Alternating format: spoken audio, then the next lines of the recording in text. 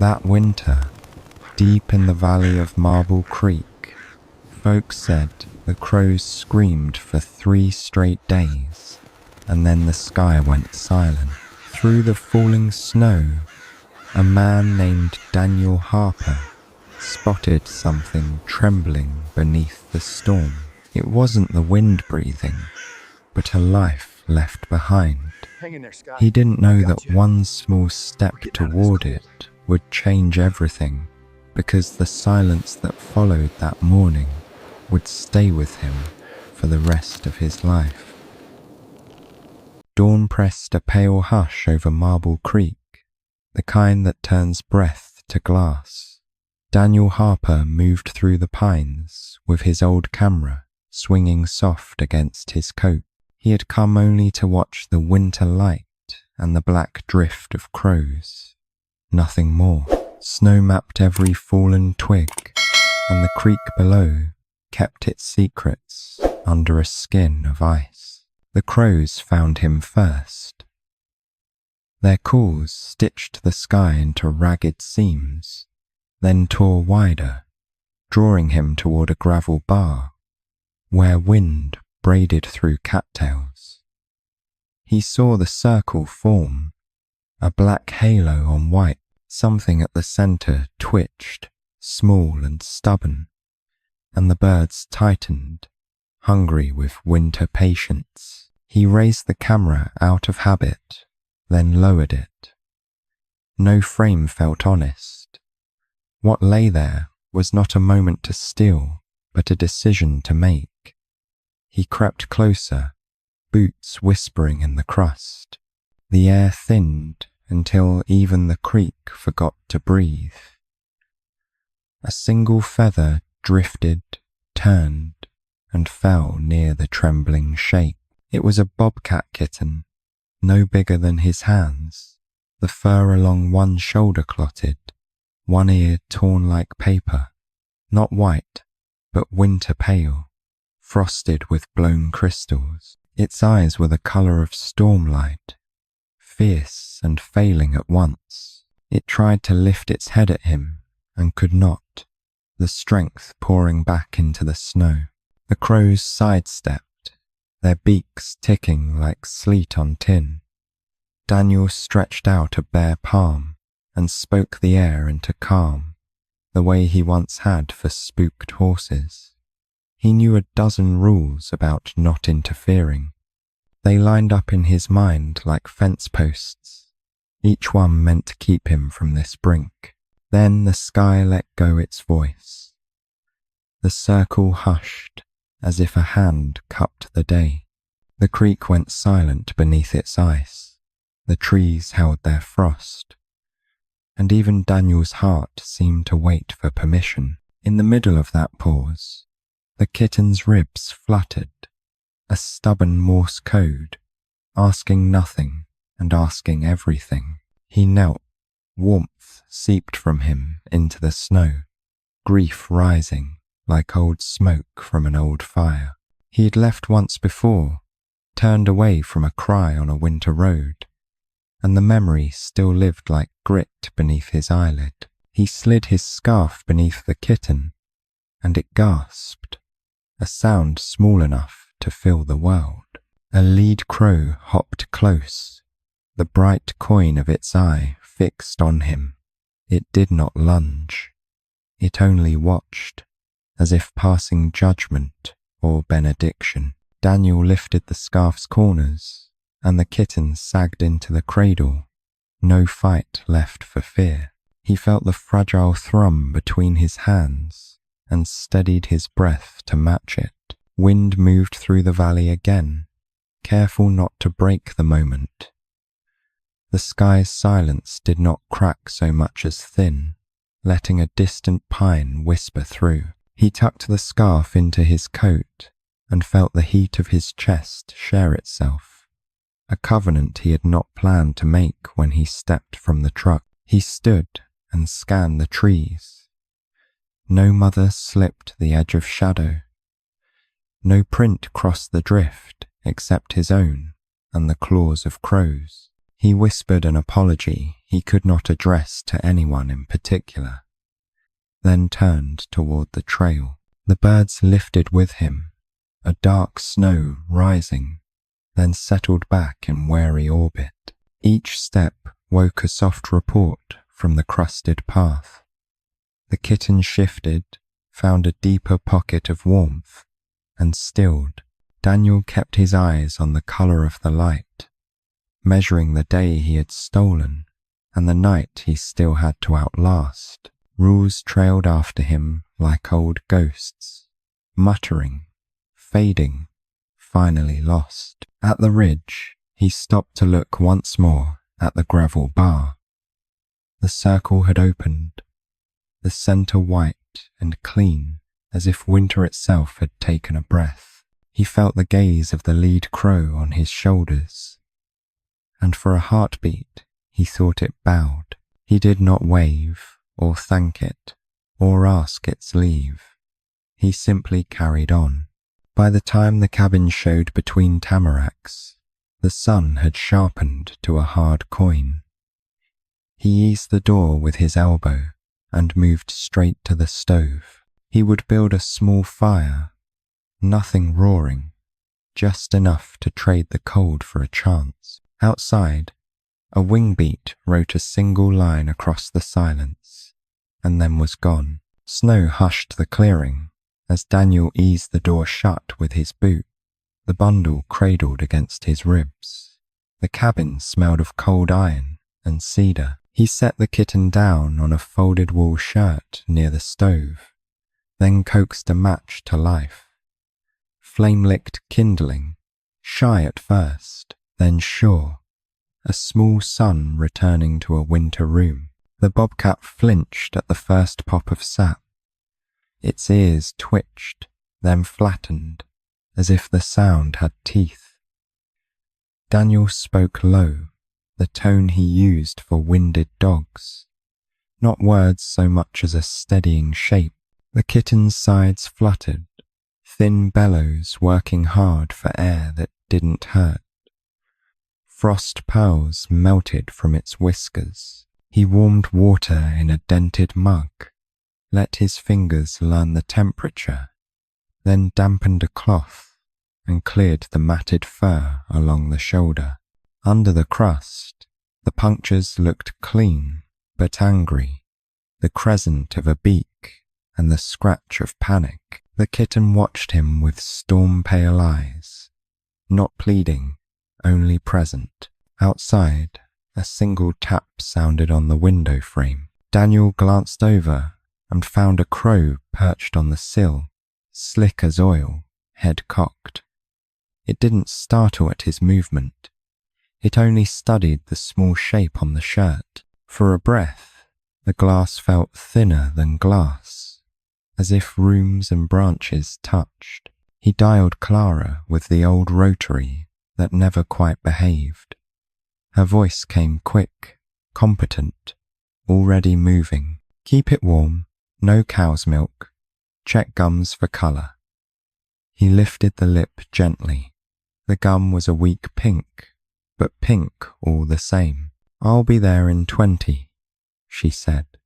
The line clicked into soft static. He tore a strip from a clean bandage and fixed a loose sling around the wounded shoulder.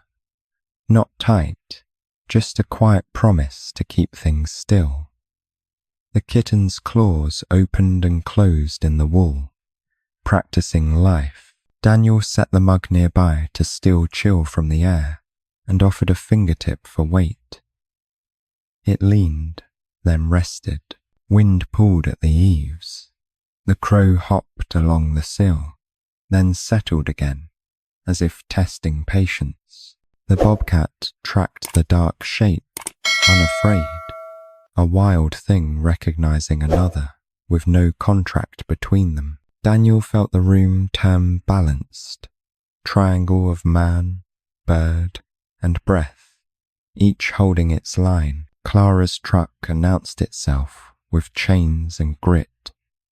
She swept in with a red case and the smell of road cold. Her hands were warm and exact, her breath notched to the kitten's rhythm. Young, dehydrated, shocky, she said, half to herself, but stubborn. Look at that stare. The kitten met it head on, a fist in a small chest. She drew a warmed electrolyte mix into a dropper and touched it to the mouth. A pause, then the tiny tongue moved, careful sips, the way a creek learns spring again. Daniel felt something unclench that he didn't know he had clenched. Clara nodded, approval quiet as a glove being pulled back on. Aftercare here tonight, she said. No transport in this weather. You can keep watch, and I'll check vitals each hour. Her eyes flicked to the window. You've got company. The crow lifted its wings once, a black book opening, then folded them. Let it be, Daniel said. It was there first. They dimmed the stove to a steady heart and built a nest from towels and an old sweater. The kitten burrowed, then turned until the world fit. Clara taped a note to the table. Times, measures, signs to fear, signs to trust. She wrote small, as if afraid of wasting quiet. Daniel traced the list once, then folded it into memory. Midnight found the cabin breathing in 3 tempos: the stove, the cat, the man. When the kitten startled, Daniel pressed a palm near, not touching, only anchoring a shape for it to lean toward. The crow blinked from the sill, frost stars threading its feathers. The storm held off, as if it, too, were listening. Near dawn, Clara dozed in a chair with her coat as a blanket. Daniel stayed awake. He watched the kitten's ribs smooth their panicked stutter into something steadier. Outside, a pale seam opened in the east, and a thin light spilled along the floorboards. The crow lifted, shook out the night, and left without a sound. The kitten slept, mouth parted, the smallest dream moving under its eyelids. Daniel poured the last of the warm water and fed the stove just enough to keep the hush intact. When the new day finally took the room, he understood what the silence had given them. Not an answer, just time, and the courage to spend it well. Dawn slid into the cabin like breath on glass, and the kitten woke to the slow tick of the stove. Its sides rose without that frantic stutter now, a small metronome learning a kinder tempo. Daniel watched from the table, hands wrapped around a mug gone warm and useless. He did not speak the quiet away. He let the room be the first medicine and the day choose its own size. It explored in inches. A paw tested the sweater's ridge, claws opening and closing like shy umbrellas. The injured shoulder held, not steady but willing. When it paused, the crows returned to the sill. 2 this time, black commas on the morning light. The kittens stared back, neither cowering nor puffing, as if listening to a language older than hunger and sharper than fear. Clara packed her kit with the sound of certainty, the kind that keeps fear from growing teeth. "You've bought him a night," she said, checking the pulse with a fingertip. Daniel nodded and looked toward the window. The birds did not blink. "He needs a name," Clara added, already halfway to the door. He tasted the thought and saved it for when names could carry weight. He waited until afternoon, until the stormlight softened and the trees unknotted their shoulders. The kitten climbed the hem of his coat and settled in the crook of his elbow, a warm question mark. Outside, cloud peeled back to a thin blue seam. The birds rose and spun once, and their silence made sense.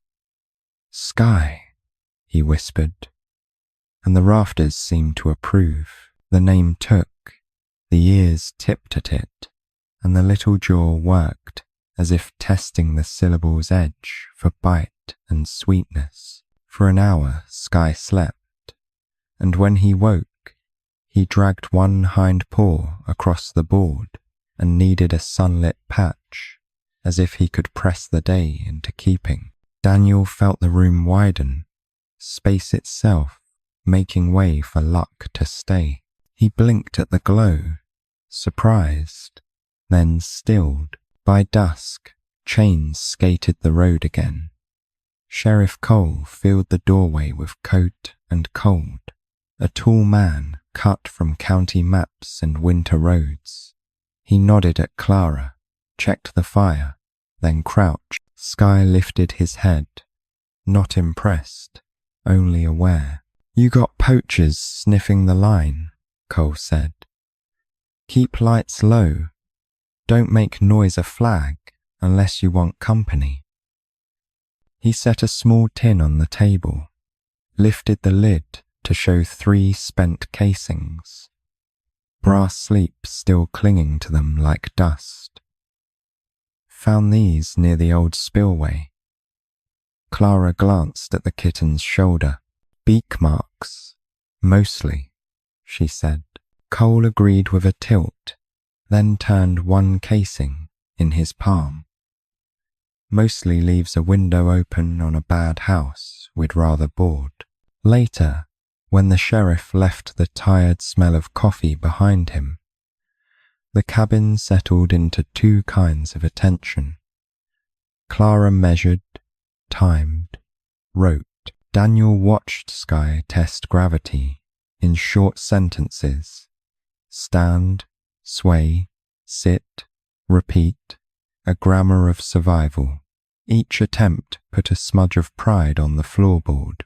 Outside, a rook lifted from the tamarack and vanished into weather again. Night came with a nickel moon, thin and watchful. Sky found the hearth's edge and folded there, eyes bright, ears triangulating every breath and tick. Daniel sat close enough to share the same pool of heat. He traced the scalloped edge on Sky's ear, felt the ridge of a scar that had healed too fast. Under the fur, a tiny hardness lived, like metal under skin. When Clara pressed and the kitten winced, the truth surfaced. Not just quill or claw.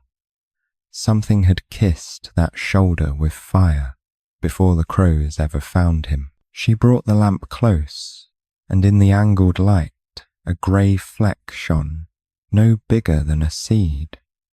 A bad memory with edges. "Old," she said softly, "and human."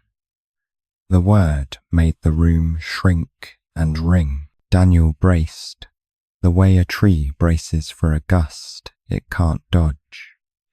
Cole's casings clinked again in his mind, a dull echo looking for a source. The kitten turned his face toward the window, toward the unbroken dark, and touched the glass with one soft paw. The crows were gone, but their idea remained, a wheel in the air that kept turning whether seen or not. Clara's hands were sure, tweezer, breath, a pause long enough to ask permission of luck. The shard came free, a moth wing of metal, and Sky shivered once, as if shrugging off a story that didn't belong to him anymore. Blood beaded, then stopped under a square of gauze. The stove sighed, and the cabin remembered how to be warm without guarding pain. The gauze held like snow on a branch. After, they let the quiet climb back to its roost. Sky slept without the little flinch between dreams. Paws curled like commas, saving a sentence for morning. Daniel sat with the lamp low and the tin open, the fleck winking at him like a cold star fallen to table height. Outside, frost walked the window in delicate antlers, and the night forgave a little more. Morning thinned the frost to lace, and Skye woke with the stove's quiet tick nested in his ears. He tested the mended shoulder, found a small ache with a clean edge. Daniel poured light across the floor by opening the curtain an inch, and the bobcat followed the white path to the window, paused silent as ash drifting from an old fire. Clara arrived with the day still brittle, her breath a straight line in the air. She checked the bandage, listened to the ribs, nodded once. Skye watched every move, not tense, simply aware, the way creek water notices a stone and chooses its curve. Outside, two crows mapped slow circles, black on milk, never touching sound. They had not named what lay on the table, the fleck of metal sleeping in a tin. Skye blinked at it as if at a moth that forgot its wings. Daniel meant to ask Clara what silence was worth in a world that marked things to keep them, but the question stalled. The bobcat nosed the wool, caught a thread, and held it like a thought. By noon, tires whispered up the road, a careful approach that carried intention. A woman stepped from a pale SUV, tall, winter, neat, a pocket notebook in one hand and a permit sleeve in the other. Her boots left deliberate ovals in the crust. Skye lifted his head and narrowed his eyes, as if recognizing weather more than face. She gave her name Avery Sloane, like a card slid beneath a door. I'm here for a white-faced bobcat reported injured. Tagged subject, lost telemetry, she said, glancing past Daniel to the nest by the stove. Skye met the glance and did not yield. The room felt suddenly exact, as if all the angles had been checked and found wanting. Clara stood with her hands open and empty. He's under care, she said. Telemetry's not ours anymore. Avery's mouth shaped a patient smile that never warmed her eyes. She tapped the clear sleeve. Inside, a scan. A tiny implant silhouette, clean as a seed in a cross-section apple. Skye's ears tipped back, reading the paper's temperature. Daniel moved an inch closer to the nest. He could feel the bobcat's tension without touch the coil before a leap, the count just before a drum strike. Avery catalogued the room, the stove's burn pattern, the tin, the gauze. My data shows compromised mobility, she said. Early return maximizes survival. The words were dressed as mercy. Skye lowered himself until paws and belly were one line, tail curved to cover the bad map of his past. The crows settled on the sill, like punctuation, preparing a sentence to land. Avery reached very slowly. 2 fingers offered, palm down. Skye did not hiss. He pressed himself flatter, becoming snow pretending not to be wounded light. It isn't yours to retrieve, Daniel said, voice level, as if he were talking to a cliff about rain. He belongs where breath and frost bargain for each other. Avery's polite veneer thinned. Field subjects aren't pets, Mr. Harper. They're commitments. Clara stepped between them, small, immovable. Skye's whiskers quivered, tasting a current. Then the hinge of the day gave way. Avery took one efficient step toward the nest, and the room tipped. Skye rose in a single ribbon of motion, the bad shoulder forgotten, the wild answering its name. His back brushed the chair, the window, the air itself. A feather jumped on the sill. The crows froze, wings half folded. Expectancy made flesh. For a beat, everything rang at a pitch too high to hear. The stove's tick stopped. The creek outside fell mute under its glass. Even the lamp flame seemed to lean, listening. Skye crossed the gap, not for the door, but for the narrow crack Clara had left in the curtain. He threaded it like a needle's eye, glass and shadow a single breath apart. The curtain snapped and returned. Snow powder leapt from the sill like spilled sugar and settled again.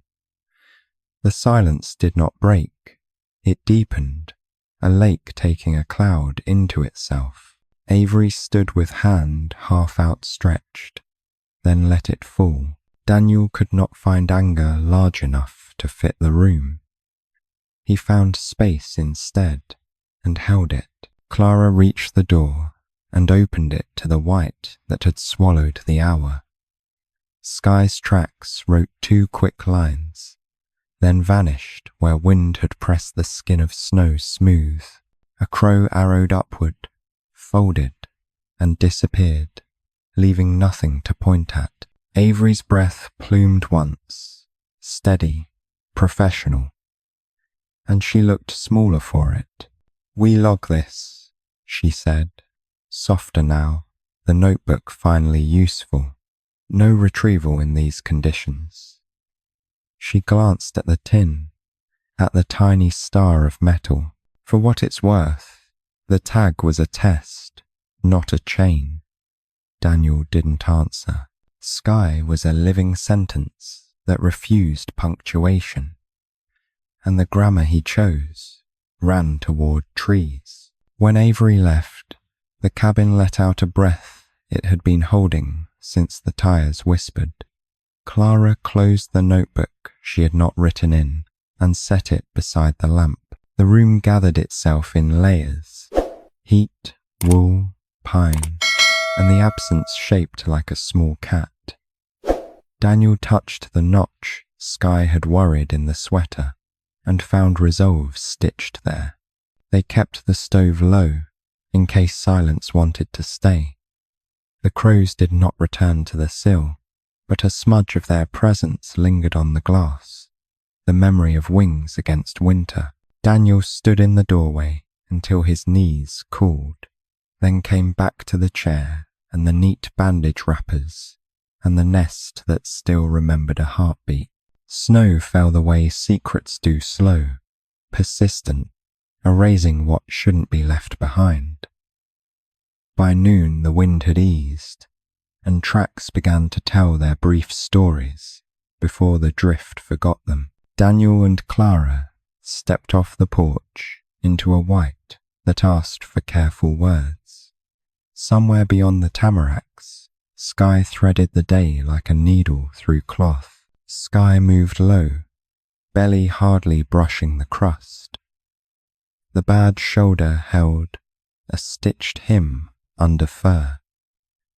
He stopped when crows shadowed across him, felt the hush choose him again. The birds didn't claim or warn. They escorted, a dark ring widening and narrowing as he slid between spruce and ghost grass. He read bark and breeze the way hunger reads time. Sheriff Cole joined with steam still clinging to his collar. He offered a thermos and a nod, then a map already folded to the right square. Wind out of the east. If he rides the lee, he'll skirt the spillway, he said. The 3 of them took the low trail where deer had broken passage. Eyes soft to catch edges the world didn't volunteer twice. A smear of white fur clung to a twig where the wind had made a door. Clara eased it free with a gloved pinch, held it up until it caught the right angle of light. "Fresh," she said, not smiling, but relieved by the proof of a heartbeat that had not yet paid out. Daniel watched the crows reposition, black commas marching a sentence forward. They found the first red on snow, where a snag reached down like a question, not much more a memory of pain than its body. Nearby, something glinted. Daniel knelt. Between two ice crystals lay a sliver of metal, no larger than a seed tick, the color of old rain. Clara's breath fogged it. Cole sealed it in a bag, as if it could bite. Skye stopped at the spillway's lip and studied the frozen water as it pretended to hold still. He tested a tongue of ice, then chose the narrow berm where cattails held their brown torches to the dry cold. A rook cut across his path and rose, then rose again, teaching vertical.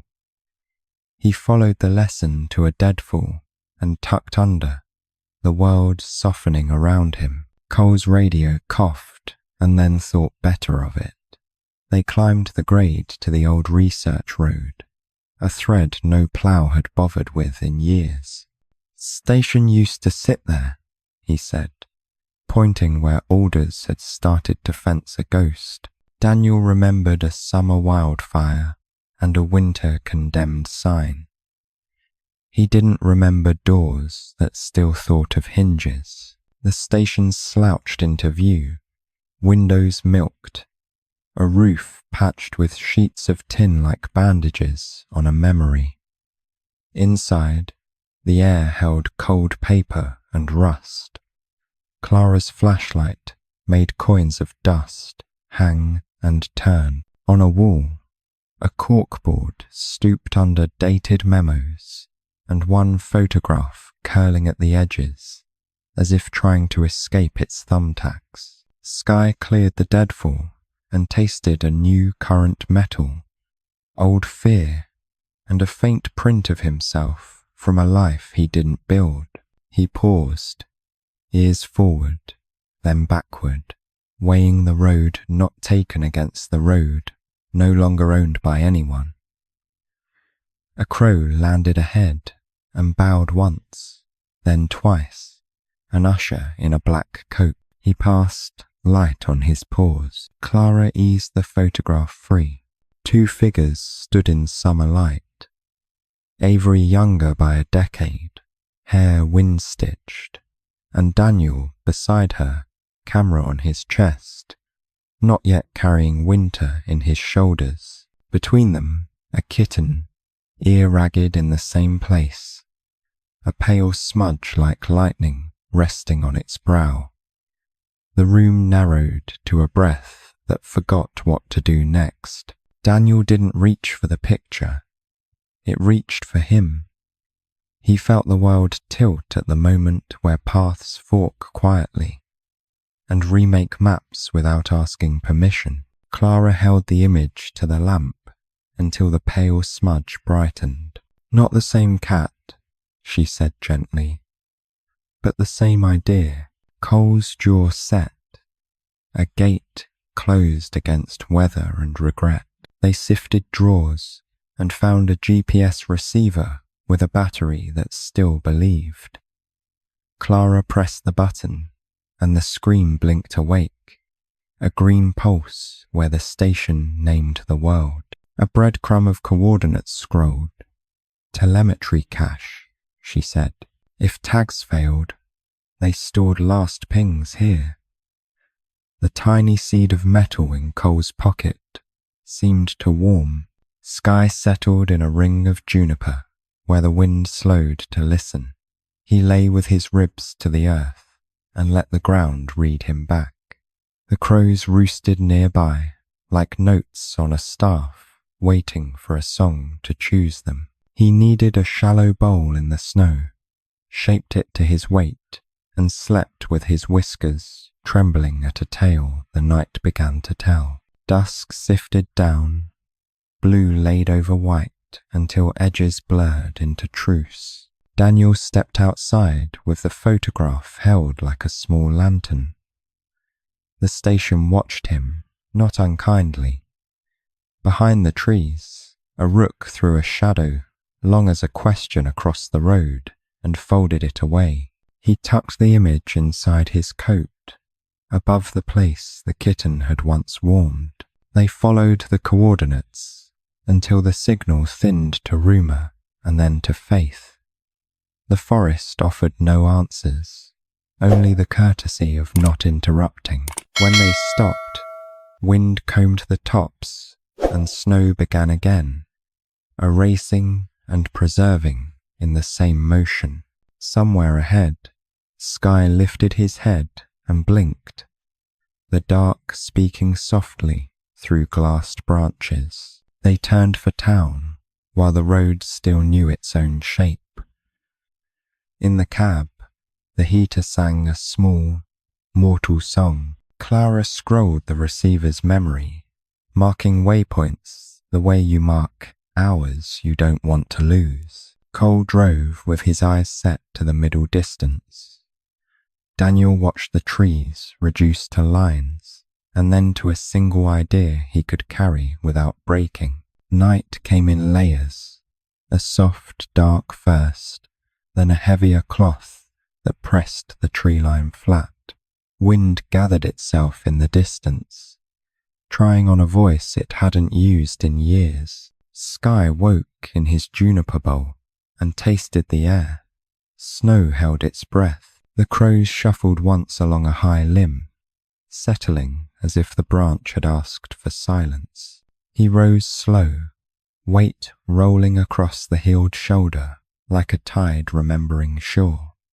The mounting carried a low hum, a wire in deep wood, and he followed it as a needle tracks a seam. No hunger pushed him. Something older tugged, a direction found under the ribs. Above him, wings adjusted without sound, black sails in waiting. In the cabin, Daniel watched the lamp thin to an amber coin. The photograph in his coat pocket warmed to his skin, a kept ember.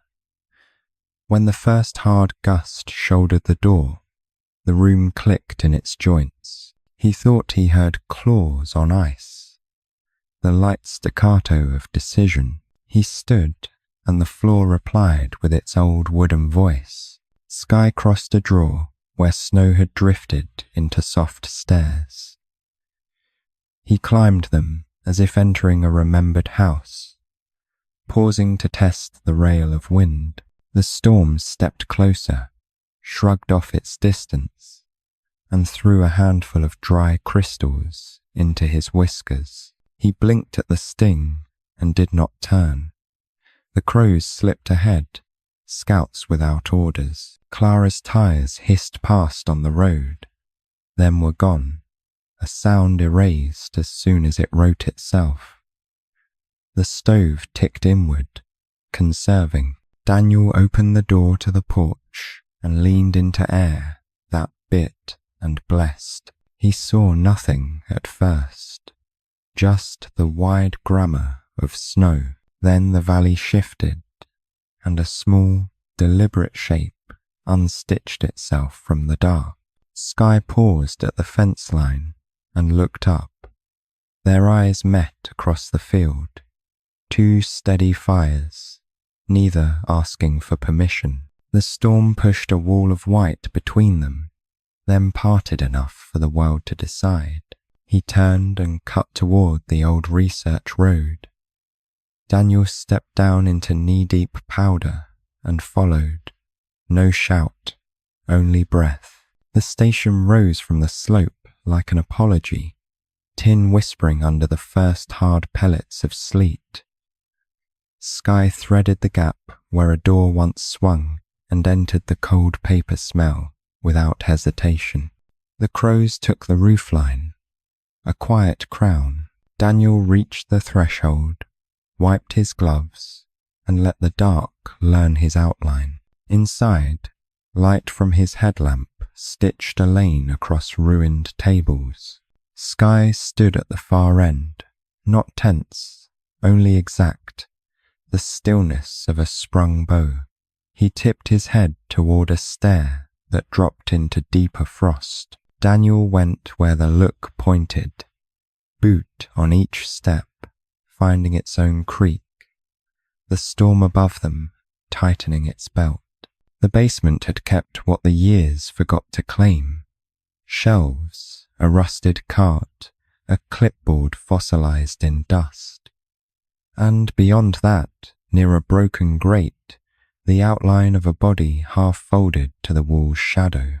Avery lay with one arm outstretched, gloves stiff, eyes closed to the ceiling, as if tracking a drift she meant to measure, then didn't.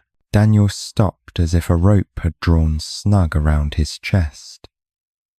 The lamp widened, found the neat cylinder of a trank gun by her boot, found no drama in the way death had arranged her. The storm's pressure made the duct moan, a long animal note. Sky stood between them, neither guarding nor claiming, steady as a hinge that does not fail. He knelt and pressed 2 fingers to her neck, out of habit more than hope. Nothing answered but his own pulse tapping back, embarrassed to be caught alive. Snow hissed in the window well. The crows shifted on the roof, wood giving a small report beneath them. He lowered her arm to a kinder angle and covered her hand with a ragged jacket. For a breath he looked to the cat, as if the wild could sign a form.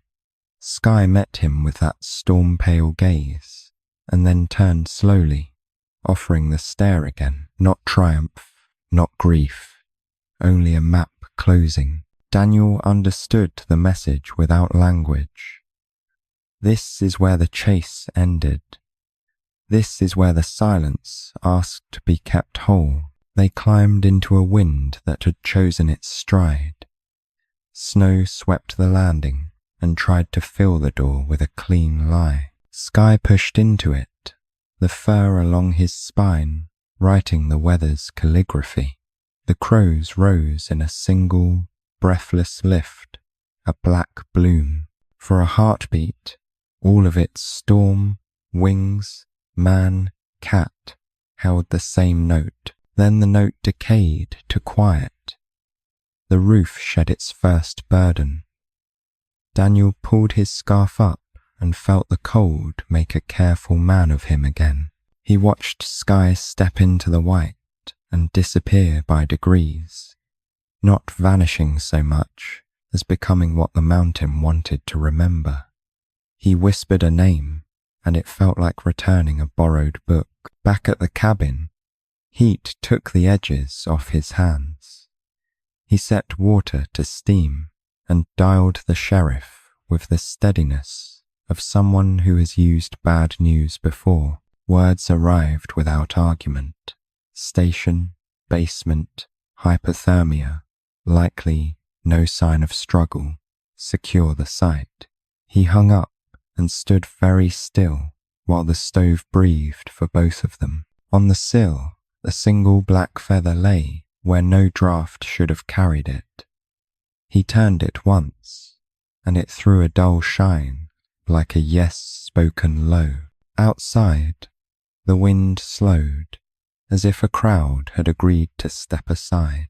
In the hollow that followed, he could almost hear the rhythm of small paws, accepting the night, each step a sentence ending in grace. Spring unwound the valley one stitch at a time. Snow thinned to lace in the ditches, and the creek relearned its voice beneath loosened ice. Daniel walked the ridge before town woke, palms open to the weak sun. The photograph in his pocket had gone soft at the corners. A kept ember he no longer fed, only carried the way you carry a prayer that knows the road home. Sky had wintered well. In the green shade below, he moved with the calm of work done right. The healed shoulder kept its quiet truth, a line under fur that no longer argued. He travelled old paths made new by meltwater, reading fresh shoots with his whiskers, leaving a signature light enough to pass for wind. Crows rode the thermals like punctuation, finding their places. Clara met Daniel halfway down the slope, boots muddy, hair escaped from its knot. She had stopped wearing the red rescue jacket. Spring didn't ask for announcements. Tracks near the overlook, she said. The kind of report that pretends to be casual. They took the deer path that feels shorter when hope is walking in front of you and not behind. At the overlook, the ridge opened like a held breath. Below, a long stone lifted from the field, a small altar where winter left offerings. Crows turned above it in long, slow loops, not warning, not hungry, just there, as if the day had set a table for them too. Daniel raised his binoculars and then forgot to use them. The world stepped closer on its own. Sky stood on the rock, clean-lined and sure, the pale bolt on his brow catching sun between clouds. He scanned the tree line as if counting, then looked up and found the ridge. The distance between gaze and gaze shortened until it felt like a shared piece of air. Daniel did not wave. He let the quiet carry what the years had written between them. Movement tugged at the corner of sight. Two small shapes edged from the grass and climbed Sky's shadow. Kittens, dusk-striped, with faint frost along the cheeks, like borrowed memory. They pawed at his tail, practiced stalking on his patience, then discovered their own feet and tumbled off the rock, surprised and pleased by gravity's old trick. The crows fell lower without closing their circle. Their wings barely moved, wide hands holding the day open. Daniel felt his chest loosen the way a knot relaxes when water finds it. Beside him, Clara lowered her binoculars and let them hang, trusting her eyes. "Don't move," she whispered, though neither of them had thought to. Sky stepped down to the field and let the kittens herd him, a game as ancient as hunger and safer for now. He led them along the rim of light where last snow surrendered to grass, stopping to nose a tuft, to listen longer than a house cat would. The kittens mimicked every pause, learning the difference between stillness and fear. One of the little ones froze, ears flat, body a drawn bow. A crow passed over at shadow distance, and the kitten flinched, then looked to Sky for the answer. He didn't bristle or crouch. He only looked up, slow and steady, until the bird became a fact, not a threat. The kitten's breath remembered itself. The field remembered it too. Daniel felt the moment land where language can't. Not gratitude, exactly. Not debt repaid. Recognition, unadorned. The way two rivers meet and keep their names. He tasted wood smoke from winters past and let it go. The photograph in his pocket was suddenly heavier and then, somehow, light enough to lift a life without tearing it. Clara's hand found his sleeve and stayed there, not to claim the moment, but to keep it from blowing away. "Some things you don't document," she said, a field note meant for no one's file. Sky looked up again, briefly, and Daniel understood it as a benediction with no faith attached, just the honest weight of being seen and left whole. Cloud pulled across the sun, and the field softened to a muted brass. Sky nudged the kittens toward cover, paused at the first order, and turned once more. The crows rose and thinned until they were only less of the sky. For a breath, everything matched. The creek's small silver, the grass's tender push, the quiet inside two people who had learned to wait. When the rock stood empty again, the day continued without apology. Daniel exhaled like someone stepping off a ferry that finally reached shore. Clara laughed under her breath, the sound a low ribbon that didn't scare anything. "We'll tell no one," she said, and he nodded because truth doesn't need witnesses when it has roots. They walked back the slow way. The ridge held nothing of what had just happened, except the certainty that it had. A feather drifted past Daniel's shoulder and caught on a sprig of new green, half black, half white at the tip, as if the season hadn't decided yet. He left it there, a marker you don't need when you already know the trail. Morning spilled across Marble Creek like a slow confession. Mist held the ridge in its palm, and the light came soft through branches that had learned patience. Daniel opened the gallery early, the way he used to open the cabin door quietly, as if the world might still be asleep. The smell of pine frames and varnish filled the small room, warm and familiar as memory that finally forgave itself. On one wall hung years of winter, the blurred horizon of a storm, a crow against grey air, the imprint of paws vanishing into white. Visitors called the work peaceful. He knew better. Each photo carried the sound of his own breath from the day it was taken, the small ache of holding still long enough to listen. He straightened one frame and stepped back, studying silence made visible. In the center of the room, a single image stood apart, a faded print of him kneeling in snow, arms wrapped around something he never showed the camera. Beneath it, a placard in simple script read, "The little bobcat was surrounded by crows, and then the sky went silent." He had written the words himself one night, when the wind remembered his name and he decided to answer. By noon, people drifted in, slow and respectful. Voices kept low.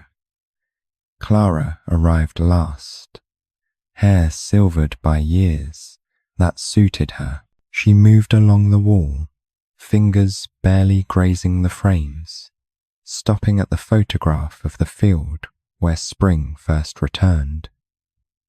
"You never told them," she said quietly. "Wouldn't have mattered," he replied.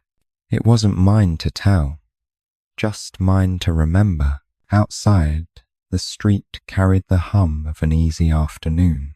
A child pressed her nose to the window, saw the crow photo, and whispered something to her mother, something about wings that looked like shadows that knew where they were going. Daniel smiled. Children often understood what adults tried to rename. He poured 2 coffees and handed one to Clara without needing to ask. They sat by the window, watching light rearrange itself across the gallery floor. "You ever think he'll come back?" she asked. Daniel thought about the field, the kittens, the way Sky had looked over his shoulder without regret. "He already did," he said. "The rest is just distance catching up." She nodded, eyes soft as thawed ice, content with an answer that didn't need proof. As the day folded itself into evening, Daniel locked the door and lingered among the frames. The last glow touched the glass, catching faint fingerprints he never wiped away. He turned off the lights one by one until only the center image remained lit. Snowflakes drifted outside, new and clean, each one rewriting the old story in its own accent. Later, back at the cabin, the stove breathed its steady rhythm, same as it had years ago. The notebook lay open on the table, pages foxed and familiar. He added a line beneath the last entry. Some stories don't end, they learn how to rest. The pen left a small tremor of ink at the period, as if the page exhaled with him. He closed it and leaned back, listening for the old creak beneath the ice. Wind moved through the eaves, neither lonely nor loud, just certain. A sound small, real, broke the pattern. At the window, a single crow perched, feathers damp with melt, watching him with the slow intelligence of time. Daniel raised a hand in greeting. The bird tilted its head, then dropped something onto the sill, a feather, half white, half black, before lifting into the dark.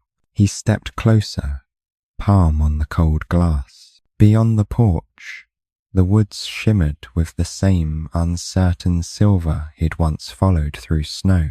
Somewhere out there, life went on exactly as it should, wild, unmeasured, mercifully uninterested in being remembered. He smiled, the quiet kind that comes from having nothing left to ask for. Night took the hills gently. The stove ticked and settled. Daniel sat by the window until the horizon dissolved into the stars. He thought of sky and the soft sound of paws on new grass, of how the world had made room for them both in its long story. For the first time in years, the silence felt full, like a sentence finished exactly where it should. When sleep finally found him, it came easy, warm as the feather resting beside the lamp. Outside, frost drew slow patterns on the glass, looping and unlooping like breath. The crows did not call, the forest did not move, only the air shifted, tender and awake, carrying the smallest sound, the echo of a heartbeat that had once been saved and never really stopped. If this story touched your heart, just drop a 1 in the comments, or a 0 if it stayed quiet inside you. Don't forget to subscribe. There are more gentle stories waiting just beyond the trees.